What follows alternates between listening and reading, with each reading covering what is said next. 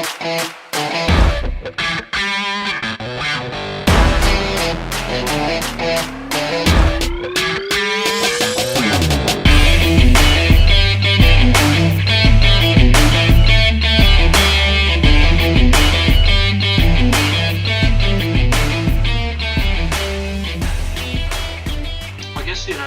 I'll do is I'll open up just by introducing you to some of our experts, and a lot of people will actually know you guys. And so I'll talk just quickly about first. We welcome Meghan Jarvis. She's a member of the Professional Speakers Association of Australia and presents at national and international conventions. Meghan's professional background includes sports scientist and kinesiologist, co-founder and CEO of Buzzville. And you might recognise Meghan from the first Australian Ninja Warrior series. The next lady that we'd like to talk about is lovely Eddie Griffin, or Edwina. Eddie's a keynote speaker and trainer on resilience, emotional intelligence and dispute resolution, and has over 25 years experience working with clients in the areas of health and high performance. The company at One specialises in technology and training to improve mental health, reduce stress and improve performance for staff and athletes. Eddie is the host of her stress relief show on the Bizversity app. The next gentleman, if we can call him a gentleman, I guess, that we bring along is an Aussie larrikin with a strong empathy with people at all levels. He makes people stop, listen and then act. And he has the #1 fitness industry podcast in the world. So JT, Justin Tamsett, international fitness business speaker who builds business strategies with owners to get more people moving. Myself, just a little background very quickly. I'm the owner of 4-Day Fitness Solutions. We supply fitness equipment and wellness equipment throughout Australia. So many years in leadership and various facets of volunteer organisations, sporting teams and in business. So guys, welcome along today. Thank you for having us. Thank you. It's a pleasure. Today, our discussion is really based about the preparedness of reopening. So we'll have a series of questions that we'll talk about. And I guess we just pose some questions, just before we actually start, are you ready? What do people need to do to be ready? And what is being imposed or looks like being the norm in our industry, and what we believe the future will look like. So we have a couple of agendas there, and the idea is that as we move through these things, we'll shoot between each other. We'll have some questions. There'll be some questions come in from other areas, via Facebook and the other mediums.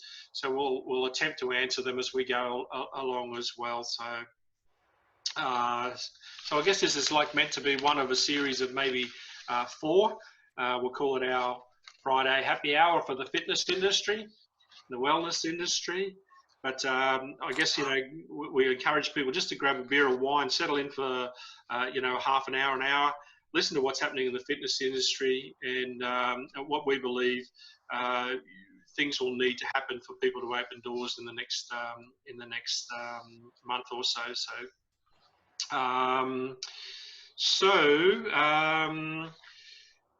I guess we might start just by talking just quickly about some whispers that we hear or some information that we've all received. Now, we're all in different states and we're all going to hear different things as we're actually out there. So talking to our clients. So I guess the first one is, have we got an update of an industry update on Australia and globally, if relevant, in relation to COVID-19?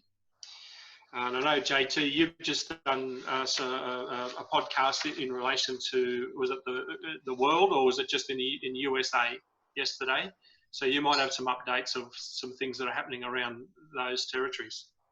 Well, let's just start off, and it's Friday afternoon. It's 4 o'clock. It's honest hour. Who would want to live in the United States? Honestly, Not now. Not If right it was now. after 5 o'clock, I'd say, what a blanked up country that is. Honestly, today, you know, the conversations that I've had over the last 7 weeks with business owners over there, we have got clubs in every part of opening to closed. I'll give you a classic example, 2 classic examples of what's happening in that country. First one is this week, the governor of California said, clubs, you're not opening for another month. And he said that, I think, at like 11 o'clock. The mayor of where Yuba City Health Club is, the mayor of that city, who hates the governor, said, no, gyms can open tomorrow. And so instantly gyms are opening the next day just because the governor hates, or the mayor hates the governor. In another state, the major health club owner in that state is a Trump supporter and has raised money for Trump.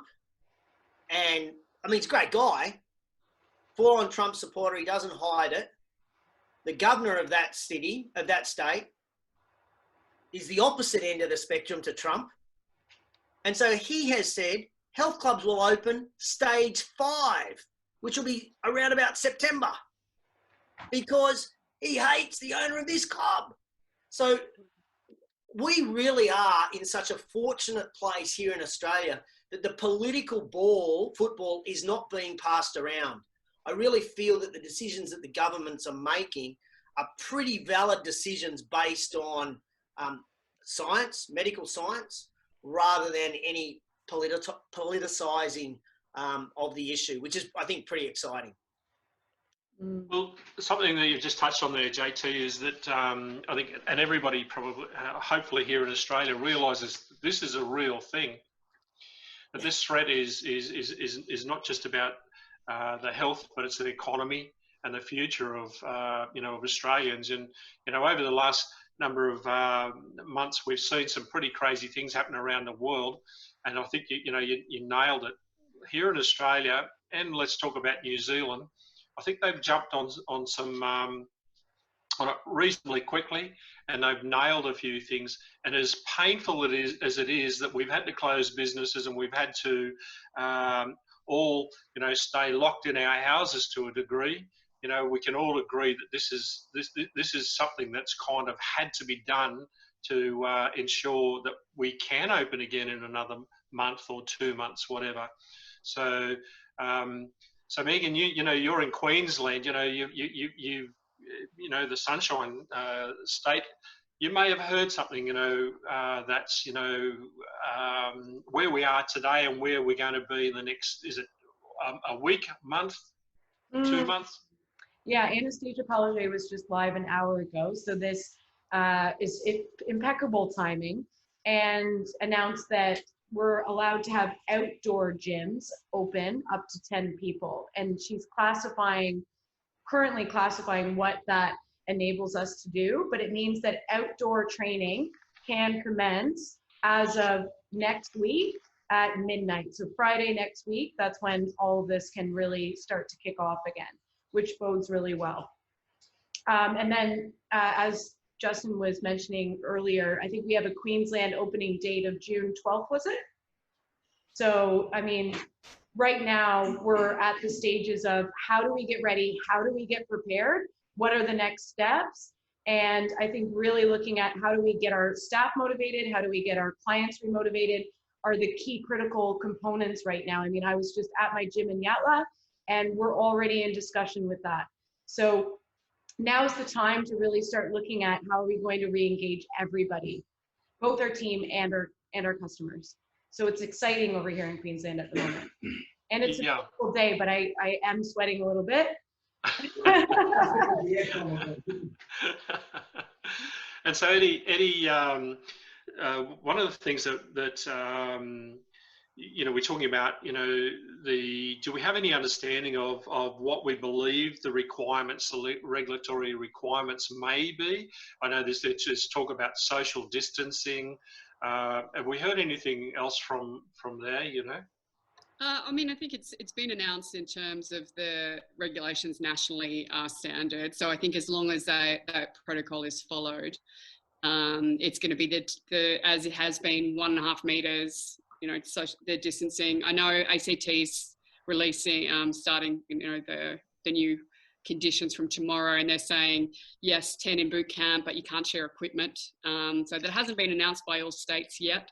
But obviously, one of the key focuses is going to be around the hygiene and wiping everything down. And we've got a slightly different environment to most of the recommendations that have been put out. I think we're all aware of for workplaces generally. We've got a slightly different environment because we're sort of got people on equipment and having to wipe down more often. But I think it's, for a fitness industry, going to become a lot more like a hospital environment in terms of the expectations from both public and government in what we have to do, wearing PPE equipment. You know, we now know that it's, well, they think it's contagious airborne, and so that brings a whole nother scale of PPE that may need to be worn by staff, and a lot of precautions we weren't taking prior to lockdown that are going to have to be implemented from my understanding. I don't know how everyone else sees that. Yeah, in the Northern Territory, not surprising, the Northern Territory, there are no rules. So the government have actually come out and said, open your gyms, do what you want. We will come in and then we'll decide if you're actually meeting the requirements of safe operations. But they don't really know. And I think, in fairness, every government doesn't know. To Fitness Australia's credit, they are speaking with the government, which I think is really good. What we've found in the United States is the individual states where gym and health professionals are consulting free of charge to the government on what those conditions should be. The conditions are way different to the states where there is absolutely no communication between an industry professional and the government. They're far more onerous when the industry is not involved. So I would hope that Fitness Australia is representing everybody appropriately, and if they're not, then as an industry we need to put some pressure on them to make sure that they are talking to each state leader, which, from what I'm aware of, talking to Barry, they are. Okay, so what do we? Let's say it's time for the gyms to actually start. Okay, as you mentioned, we've all mentioned it's time for them to start thinking about reopening. So we believe that there's probably maybe a month. Some states maybe a little shorter, maybe a bit long. But let's say we've got a month. So in preparation for opening, what as an advisory group or a group of people from within the industry, you've been around the industry for a long time, you guys. What do you see as some of the key, most important things that that in relation to opening? I mean, I've got a stack of things written down here, but I mean, if I was walking up to a gym today and the doors were about to open, what should I expect? What's going to give me confidence to come back into a gym? You go first, Megan. I mean, the first thing that I believe will become a very common thing, not just in the fitness industry, but in all industries, and this is already starting to unravel in Canada, is that businesses are putting signs on their doors that say 99.9% COVID free based on the hygiene, the cleaning that we're taking part in daily. So there's going to be some form of marketing, advertising that they are doing the proper techniques that the government has asked. And that's going to be really big. Like, once those gyms are implementing the different processes and can make, I mean, in Canada, it's a lot easier. They're able to make those claims right now without getting in any trouble from the TGA, etc. So, I mean, I see signage and cleaning being hand in hand. And then when you go into the actual gym, that's going to be a whole nother discussion point. But I think from what I would believe would make me feel comfortable walking into a gym would be seeing that they're already taking the measures and they've put some sort of sign up that states what they're doing. Basically, they put something into measure. Maybe it's fogging. Maybe they're using something called ViraClean, which is on the COVID-19 kill list right now. It's actually, we have one product that is on that, and that's used in medical centers, etc. So it's going to be coming back to what kind of research that gym's doing. It'll be interesting to see what they're doing in the Northern Territories and what the government comes in and says they need to do more of. But for myself, I would like to know that it's, you know, getting fogged, for example, which is a type of cleaning that actually goes through and it's airborne and it's cleaning absolutely everything rather than just a wipe down. So does it take, you got to wait, have you got to wait 30 minutes after fogging, Megan? An hour. Oh, it's an hour. Yeah, before you. Well, that's okay. Like guys, you know, we talk about say fogging. So Justin, all of a sudden, what I see is that you know, there's going to be maybe blocks of time, you know, for a little while, maybe, you know, where I need to register to come into my gym. And go in there if we're going to use a fogging type system, that sort of thing, you know, to, and I don't know what the standard's going to be, but, you know, all of a sudden it adds a different dimension to gym land, you know, that I've got a book in to come into my gym that I've had free access to any time of the, you know, within the opening hours, you know. So now you're saying, okay, maybe it's half an hour, maybe it's an hour. So, you know, I guess, you know, moving into the next, like to add on to what you're actually saying there, Megan, is from a client's perspective and the gym owner's perspective, what about marketing? What are we going to do? You know, what's some key things that you guys can throw at us that sort of go, you know, what do we need to do to start talking to our people about, you know, coming back into the gym? I don't know, Eddie, if you've got some thoughts on that, or. I do, to an extent. I saw some stats the other week come out from the UK around loneliness and mental health is a huge factor. I've just read an article about it being a huge issue now in mining industries. It's all come out as that's suddenly become a priority more than it was before. Of course, it's always been there, but I think there's a responsibility. We're calling fitness facilities aren't just fitness anymore. We're all about health and wellness. So that is mental health. That is a priority now. There's huge strain on the economy. The financial stress hasn't gone when we open our doors. You know, I think we're looking at 6 months, and it's not just with the gyms, it's all of our clients are going to be financially stressed for, well, let's say at least 12 months, probably 18 months until we get back to where we were financially. So potentially for most anyway. And there's a lot of stats around this issue of loneliness and mental health that are coming out every day around the country and internationally. So I think, you know, talking to that in marketing is smart. I think people are wanting that connection point. They're wanting to feel part of the community and they're wanting to feel safe. So I think elements of the cleanliness, it's bringing that safety in with the physical assurance of, okay, we're doing all of the cleanliness stuff. We're going to make sure you're not going to, but also mentally, you know, and that'll be smart marketers will bring all of those elements in. But I think we're all craving connection. But the loneliness piece is huge. And I think the online has enabled another point of connection. So I think it's a huge opportunity to bring in more services and see if we can find some other income streams through that.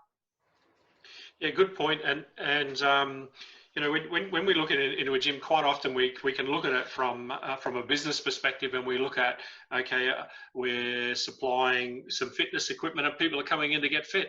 But realistically, there is many aspects to that center, and you know, some people come in just to get fit, some people come in to lose weight, you know, some people come in for that association, you know, and there's, you know, many facets to the business. And you touched on the wellness side of things. I think what's happening is out there in the field today is people are actually looking for more from their gyms. You guys might, you know, add something to that. And you know, I deal with diverse groups of ages, you know, and there's, you know, from the young ones right through. And I see that there's a real movement in the older sector of, you know, they want to stay active and moving, you know, keep that body as supple and as, you know, as they can, you know. So, but what you said was spot on about mental health and that resilience and wellness. So yeah, it's good. So what about, look, one of the things that I have a concern with, you know, and maybe it's re-engaging back with staff. you know, so the business has got to reopen. I mean, how do we re-engage with our staff? Are our staff still going to be there? You know, you know, guys. Not by choice, Richard. There'll be some not by choice. Yeah, yeah. So you're saying it could be an opportunity to shed some. Maybe. Yeah. Yeah, but I say that in a positive like that, Justin. I don't mean that negatively. You know, when I say, you know, maybe there's an opportunity there, you've been overstaffed, you know, and in these times, you know, it's a matter of cutting back those staff to meet the demand.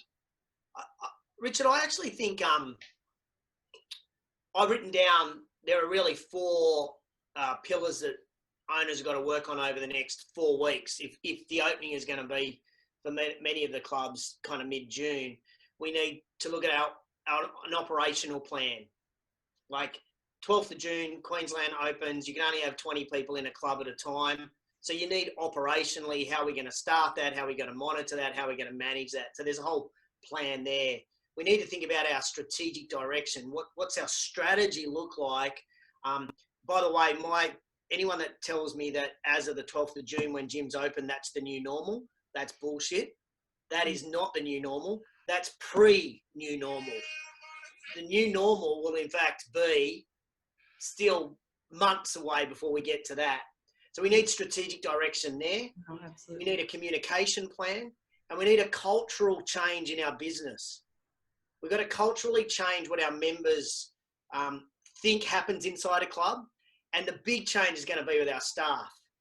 And as much as I love everybody in the fitness industry, I'm not sure if anyone else agrees with me here, but there are a few people in our industry that have fairly big egos, and those people will not want to clean.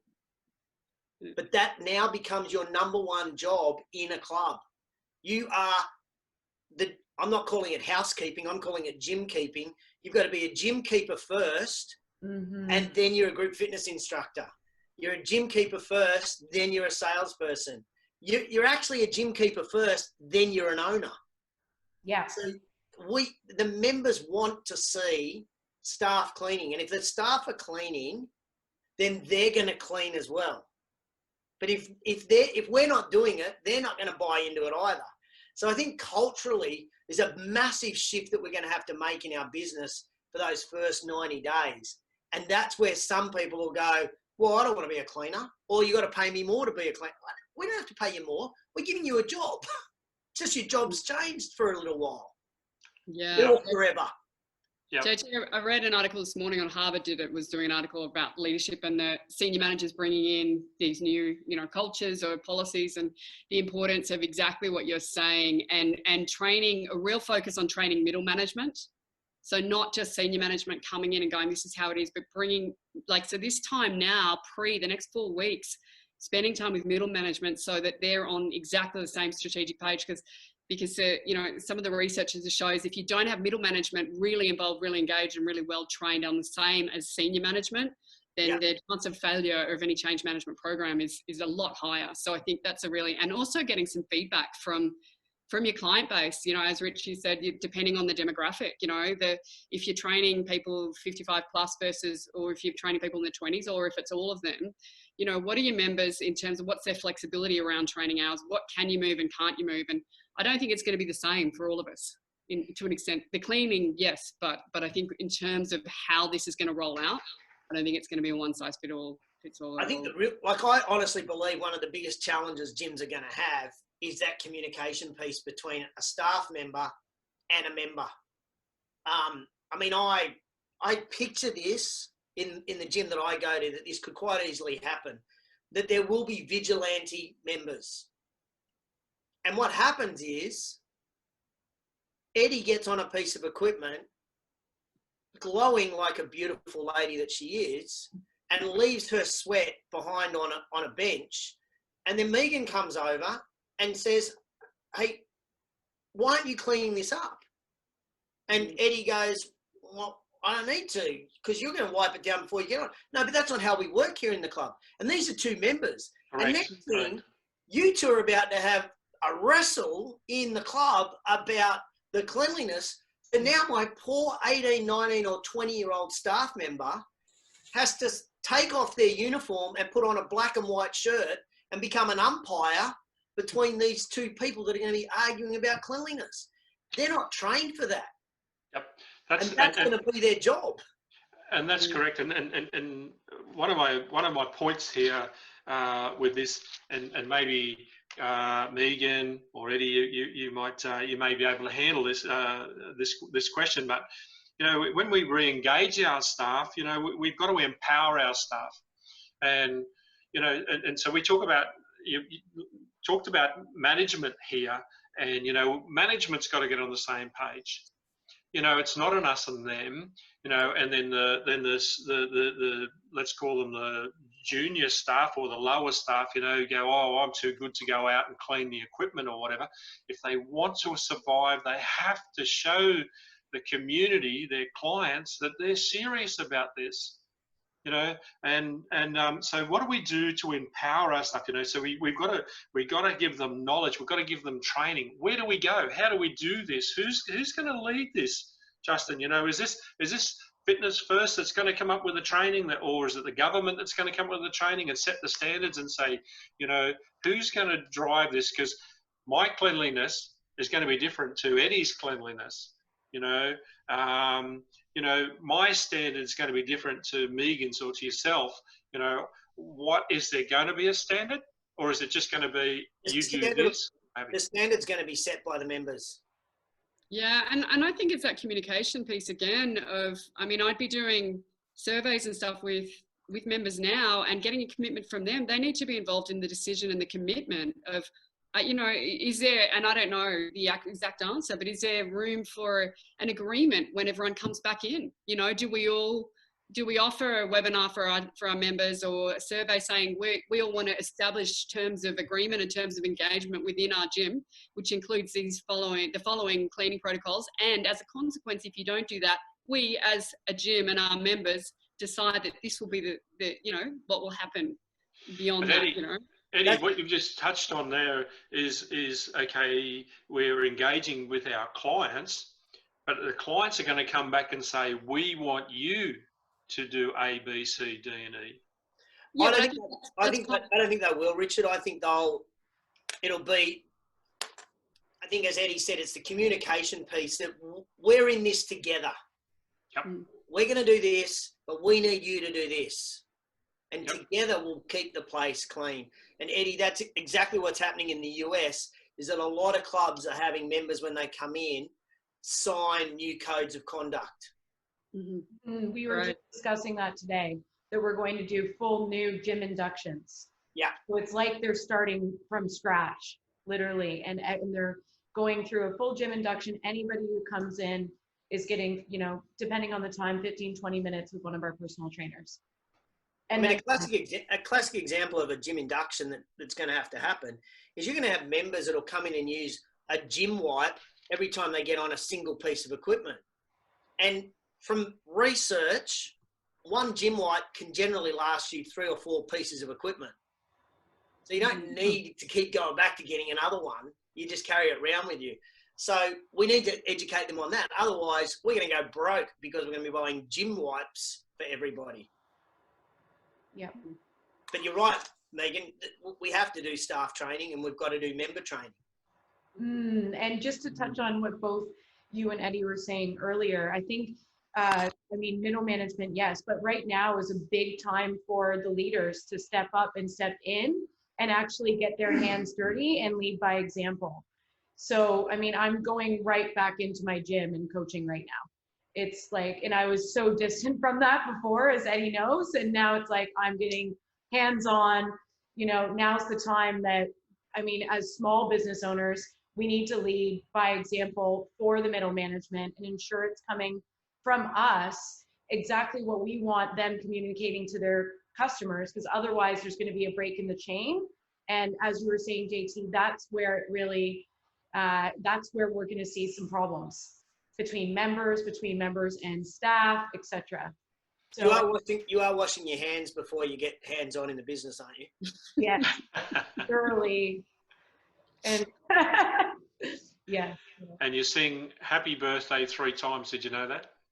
So as you wash your hands, you sing happy birthday to you, happy birthday to you, happy birthday, and that's acceptable. And Okay? then you That's from remember Queensland schools. what drugs you're on.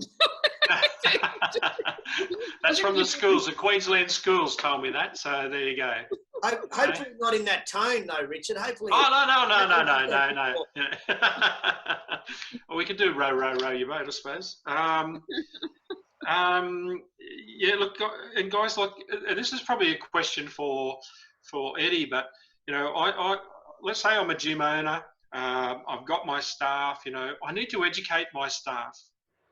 Okay, I need to have some resources to actually help them to understand, because we've got quite a diverse group of staff, right? From personal trainers to reception, toilet cleaners, whatever we want to call. You know, how do we empower those, and how do we train them? Where do we get resources to actually be able to give them something to read to take them through in a training? Things to look out for, things to do. I think that we can all contribute to that. I think there's quite a lot in the industry. There's a lot being given away at discounts at the moment to support the industry. And I know there's, you know, we've all, like, I've got online courses in dispute resolution, and I know, you know, the fitness industry network and everyone have had online courses for a while. There's a lot being given away at the moment to help the industry. So I think it's about inquiring. And JT might know more about what is available right now. I'm not in on the ins and outs of exactly what's on offer right now other than my own stuff. But I think there is a lot online available for also with other industries and tastes and things, because everything has had to be online. All of the training facilities haven't been able to operate, so there's a lot of online courses. But I think, you know your own team best, and ideally I think if you're a leader yourself, you can often design your own training which is going to be specific and more individual. So I think it comes on different levels. You don't necessarily need online training. But I think it's the awareness. It's the awareness of what's needed. I think communication pieces, we've all agreed, is the main thing right now. And from my experience working in companies in, you know, emotional intelligence, it all comes down to communication and awareness and self-awareness and personal development. So depending on your own team and what stage of development they are, I think that's a really personal kind of thing to do. And hopefully the leaders of any business are at a point where they can train the junior staff and be able to empower the middle management to run that. And that's where you can create new roles for people where they feel like there is a positive outcome of all of this for your existing staff. Suddenly I've gone from just being on the gym floor to now I'm a mentor to 3 of the other staff members, and I'm learning how to train and how to present and how to record potentially our own training content. So I think there's a lot of room for growth within the business and a really great team environment amongst team members if you create mentors from that and don't become, I don't think we have to find every solution. You know, bring your team in and go, here's a bit of direction, I'll mentor you on the side, you mentor them, and create a really lovely collaboration and team culture, as JT touched on earlier. But I'm interested to see what everyone else thinks, because I think we will do a bit of that work. Oh, look, 100%. I think that we've got to remember that we've got different business type people running the organizations, you know. So JT, you know, Meghan, you know, am I going to go to fitness first and collect some of this information? I don't want to be spending time, you know, hunting around through the internet or going to government departments. Is fitness first going to come up with a package that sort of says this is kind of like what we need to do, or is there somebody in the industry that needs to do that? How can I get hold of that information? Well, I don't think any one place is where you're going to go. I do think at this time, it's really tough to be going through this alone. Really tough to go through this alone. There are some amazing Facebook groups that you can join that are free. Mel Tempest has a great Facebook group. Daniel Henderson has a great Facebook group. Steve Grant has a great Facebook group. You have a great Facebook group. We have a great Facebook group. And that's all free stuff. And people are sharing some good quality stuff in that. URSA have great free resources. Fitness Australia have resources. Franchisees will have access from their franchisor for great resources. But if I could share just quickly, this to me is your greatest resource. And that is a little post-it note. And I would give every team one of these, and every time they think of a question that a member might ask them, they write it down. And then they stick that on a wall. And once a week as a team, you go through and come up what the answer is to that question. Because members will ask more questions than we've ever had before. Yeah. And they're also going to ask the same question over and over and over again. So we've got to make sure that we're all saying exactly the same thing. Yeah. And that's what I would call staff training, Richard. So we're working with a client in the States at the moment, and we've got about 120 questions that the staff have to rote learn the answers to, and we are role playing those answers so that when those members come in a month's time, every staff member saying exactly the same thing. Unfortunately, I don't think there's any escape from that consistency. Megan, am I wrong? No, I completely agree. And that's what we're looking at too. And all of the resources that you mentioned are absolutely fantastic. From a club owner's perspective, there is the infection control training that you can do on the Australian government website. It takes about 30 minutes and it goes through some basic e-learning, and then it enables you to get a certificate of, read it to you, certificate of acknowledgement that I've completed infection control training by the Australian government. And so— Is that WorkSafe Australia, Megan? Is that WorkSafe Australia, just to get clear on which government website? It is from— Megan, maybe something could be. I'll find the website exactly. It might be from— Yeah. I think it's WorkSafe. Yeah. It's worth mentioning which, sorry. But I'll drop the link in the comments below. I just have the certificate up. But I think that it starts there and starting at the highest level. And I know that Fitness Australia is doing a fantastic job, but ultimately the highest guideline is coming for all industries from the government. Yeah. So it's a proactive approach right now. I mean, I haven't seen that on any websites, to be honest. It was just me doing my own research, going, how do I get these clubs, and we're in New Zealand as well, up to a standard that the government appreciates? And it's doing the e-learning courses that are available to us right now. And then going through a very strategic outline, exactly like you mentioned, JT, of how to answer different questions that you're going to get from your members. And enabling and empowering everybody, the staff that are coming back and getting their feet wet into this new arena, that they feel empowered enough to answer those questions. I've started raising them right now. I don't think we need to wait, 2 weeks from now. We know it's coming. So let's start writing down questions that we're going to be getting. Let's get on a Zoom conference call. Let's get the team that we still have together and start strategizing how they best see the workflow going. That's what we've been implementing so far. Yeah, and that's great. Sorry, Justin. Just what you guys have touched on is in relation to Justin, like you talked about, not going through this yourself. And I don't think we're a competitor against each other, against this COVID virus. We're all working together for the same thing. We all want the industry to survive. We all want, the health and wellness game to continue moving forward and people to be confident, comfortable coming into our centres, and so forth. So, people need to not be frightened to pick up the phone or to jump in on a Zoom conference or, some of these links that are coming out there and just and ask the questions, because we're all going through the same thing. And, But Justin, you were just about, I cut you, mate, you were just about to say something there.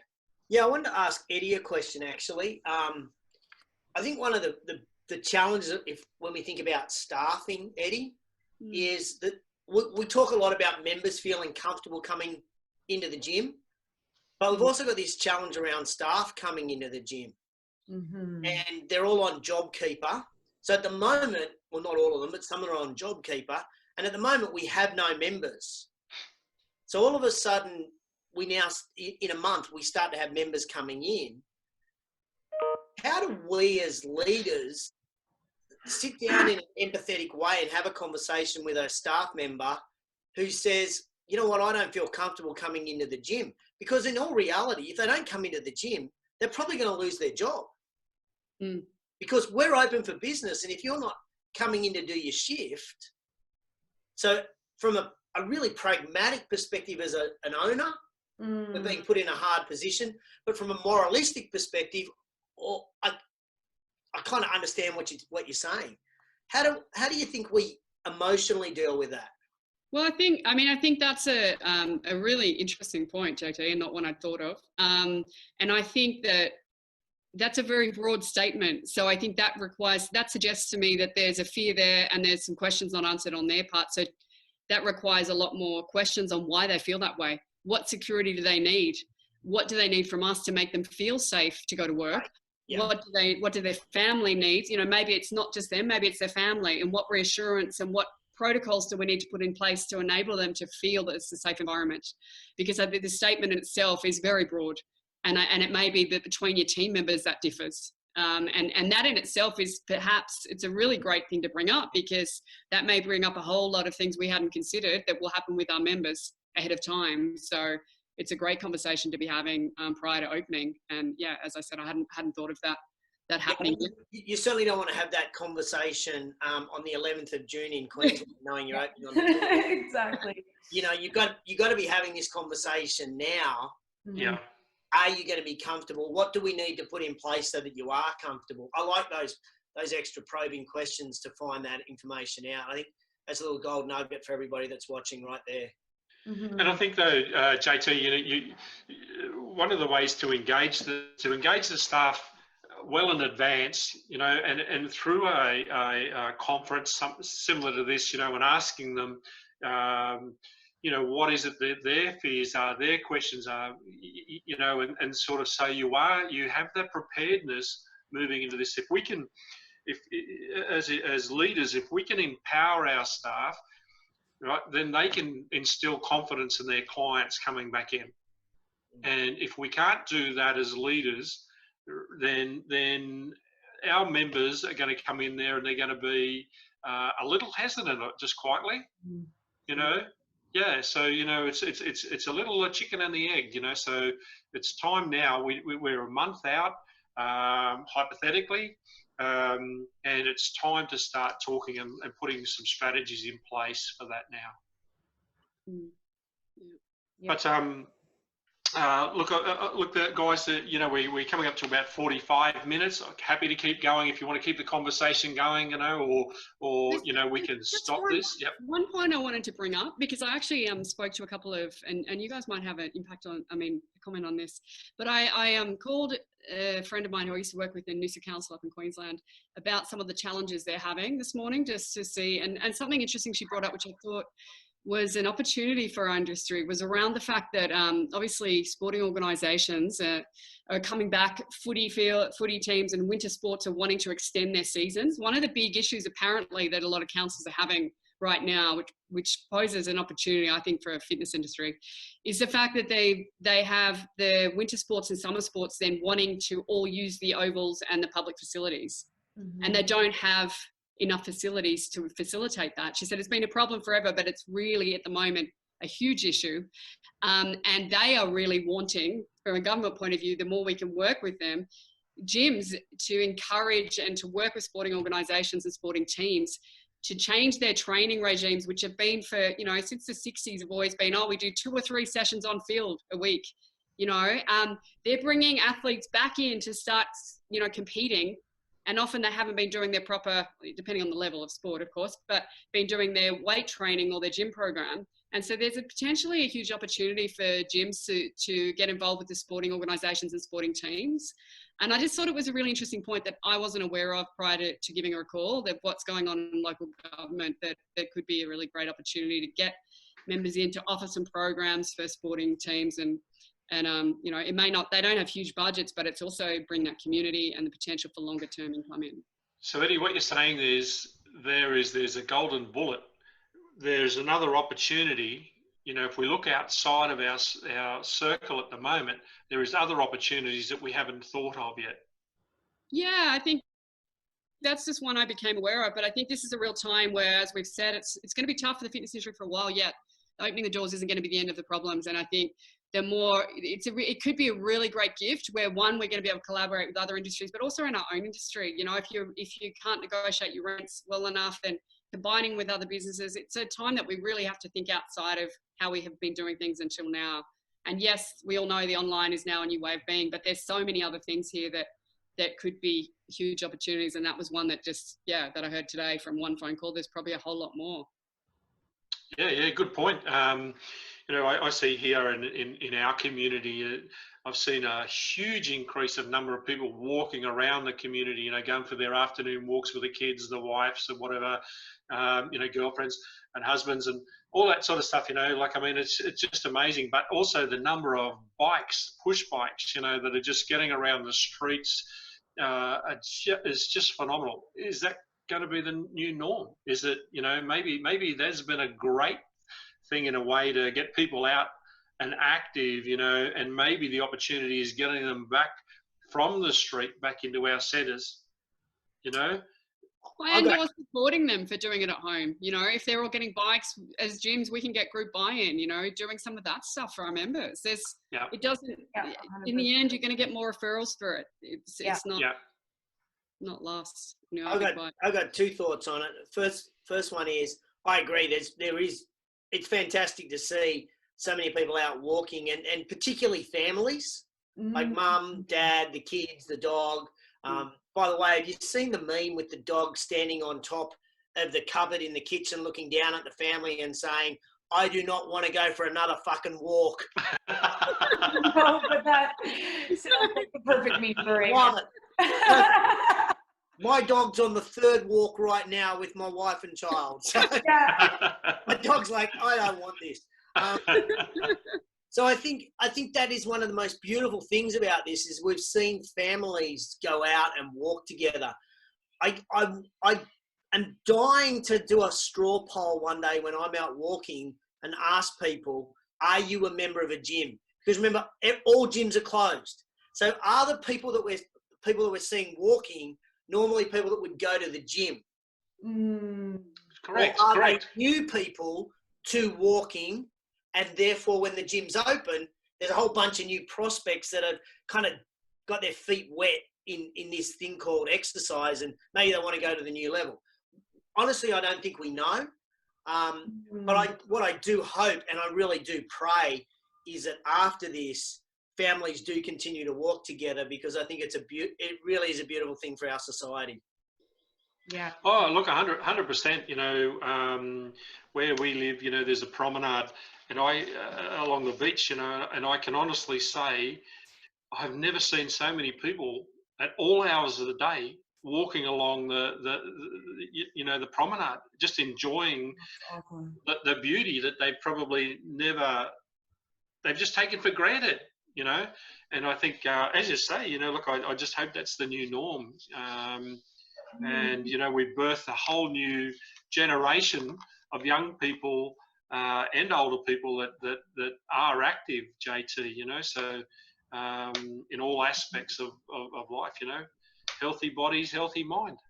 Yeah, I would love to touch on that, JT. We're getting a bit of a survey within our corporate companies that we work with right now, and we're actually finding that people were not interested in the gym, in fitness, or anything before COVID are now going, you know what? I actually want a swipe card. I want a swipe card to the gym. Yeah. And I believe, in particular in the gyms that we have in our corporate clients, that we're going to see a really big spike. Was he not wearing a shirt? Sorry, guys. Grab there. He is not wearing a shirt. Paparazzi. He's not wearing a shirt. Oh, and did you see him? There we go. I don't know if he realized we could see him. So I believe we're going to see, just wait for this point, it's a good one.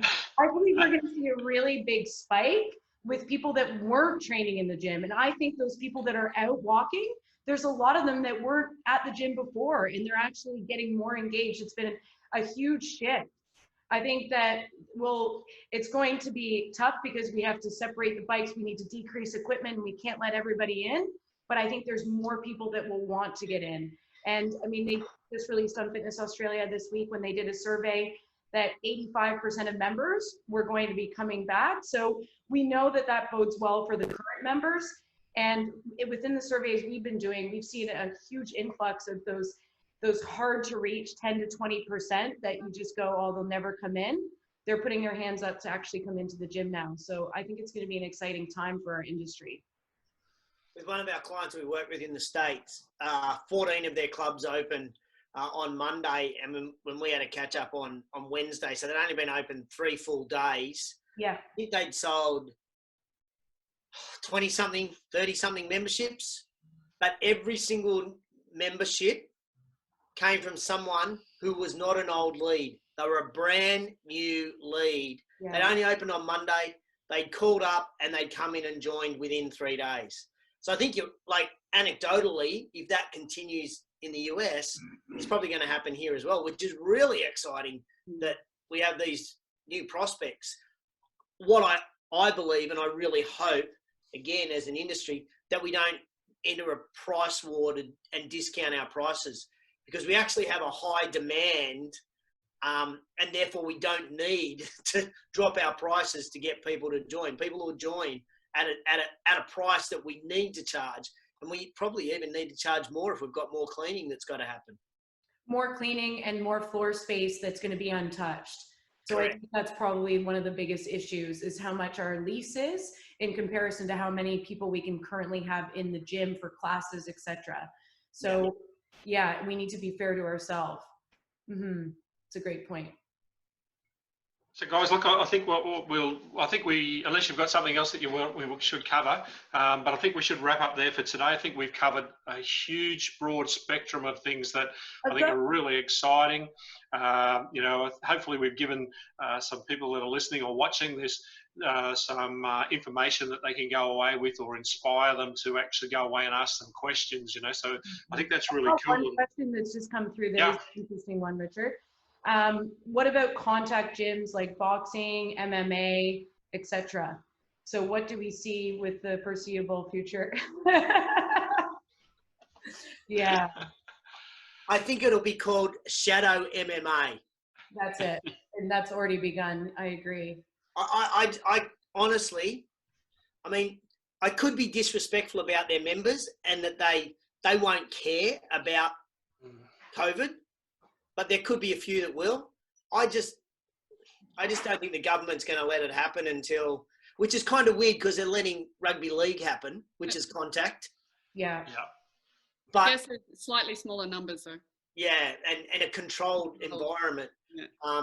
But I can't see MMA or boxing really being allowed till mid-July, August. Who knows? Yeah, even if that, because of the social distancing rules that are in place. Yeah. I completely agree. And not to say that they can't do shadow boxing, power bags, etc. But I agree with your point. So whoever, if anyone knows an equipment distributor, maybe if they got like one of those really heavy bags shaped like human beings, they can sell them to the MMA clubs. Yeah. Maybe. It's going to be very different, and like even if we come back into traditional gym land, where we've got spin bikes and class group fitnesses, again, it's a similar thing, isn't it? Yes, there's social distancing, but all of a sudden you're going to have half the number of people in these centres, so the discussion goes on how and when and why, really, really interesting. Yeah, it's true. Continued. Maybe that's a good discussion point for next week. Maybe we talk about, business models and opportunities there. Yeah. Yep. Yeah. 100%, guys. Okay, guys, we'll finish it there unless we've got another question there. Have we got any more questions there, guys? No, and the gentleman who owns the gym just put already on it. Ha ha ha. Well done. Yeah, Yeah. He's importing those stuffed dummies now. Yeah. All right, guys. Thank you very much for this afternoon. Look forward to next Friday, same time. And it's going to be another exciting week with the development, whatever comes out of each state. I guess today, we've at least we've seen a plan, from the government, some sort of a structure, a bit of an idea about where we're going. There's light at the end of the tunnel, that they have some idea of the stages that we're going to roll through and move through this. So thank you all very much. Fantastic, guys. Thanks again for your time, and let's catch up again next week. Thank you, Richard. Good on you guys. Thank you. Ciao.